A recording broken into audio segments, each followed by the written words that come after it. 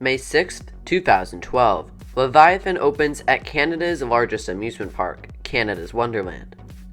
But this wouldn't be any ordinary coaster.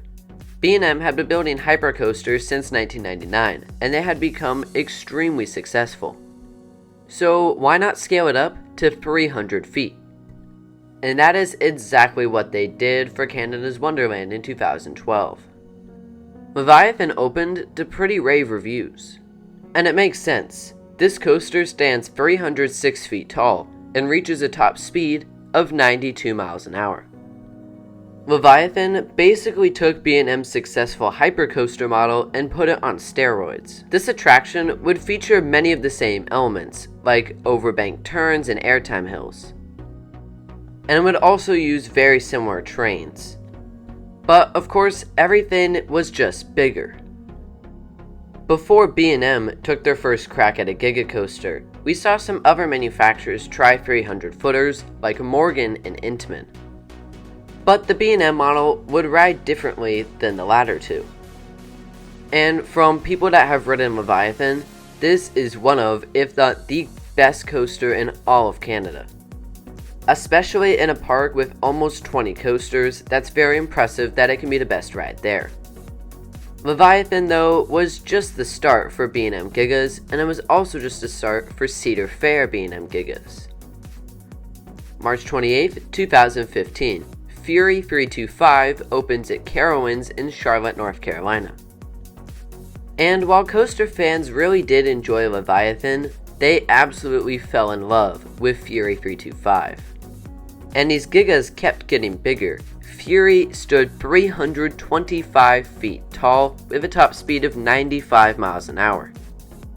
But Fury was not laid out like a hypercoaster on stilts like Leviathan was. The layout of Fury 325 has a lot more focus on pure speed moments with low-to-the-ground elements. The pacing on Fury 325 is honestly pretty unreal. And while it did mix in some classic elements like overbanked turns, helixes, and airtime moments, it also has some more unique elements, most notably the treble clef. These elements help it stand out from the other Gigas in the world and the other B and M Hypers. From almost every top 10 roller coaster countdown you'll see, Fury 325 will be towards the top of the list. And it gave Carowinds a true standout coaster. And people now visit this North Carolina theme park solely for this one attraction. Fury is also typically towards the top of the list on the Golden Ticket Awards for World's Best Steel Coaster. And once again, it was a Cedar Fair park, a major one at that, receiving this Giga. In fact, all three B and M Gigas are at Cedar Fair parks, and all three of them also received B and M Hypers. You would think this would be redundant, but I don't really think it is because the Gigas are so much larger. But outside of Canada's Wonderland and Carowinds, there was always whispers about a B and M Giga coming to Kings Island. And on July 2nd, 2020, it was official, when Orion opened to the public. Orion, though, was significantly smaller than Fury 325.